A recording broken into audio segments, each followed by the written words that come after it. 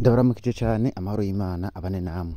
Ndazi yuko iki kintu ngire mvuge hari abantu benshi baza kukinegura ko cyangwa hari abandi benshi baza kugikunda.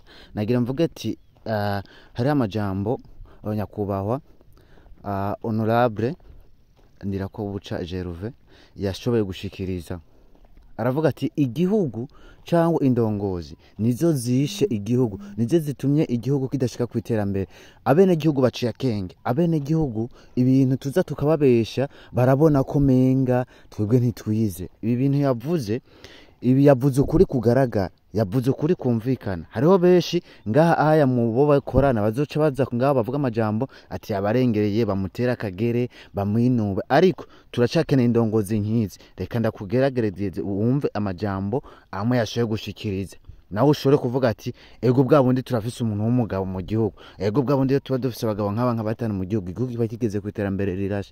Reka ngerageze ndagushiremo wumve. Tugiye mu iterambere ry'abene gihugu. Iyo terambere ry'abene gihugu kizire kikazirizwa ko riba politike.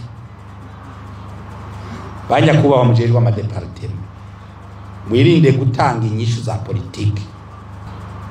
Wewe uri umuhinga, kora akazi k'ubuhinga. Ibyansi uvuge ko byanse,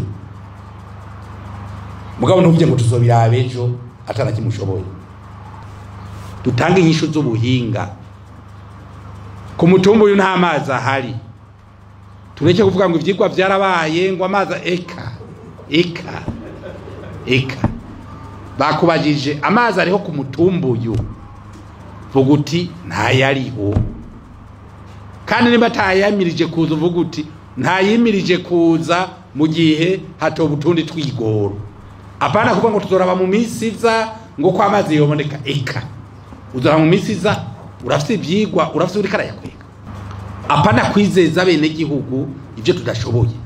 Tumenye ko baciye ubwenge uno munsi barabona nabo. Niruze tubafata nka bamwe bahijya yejo. Eka ubu barabibona. Arakubaza ikibazo ukibaza ngo nta nyisha afise, kumba arayifisha.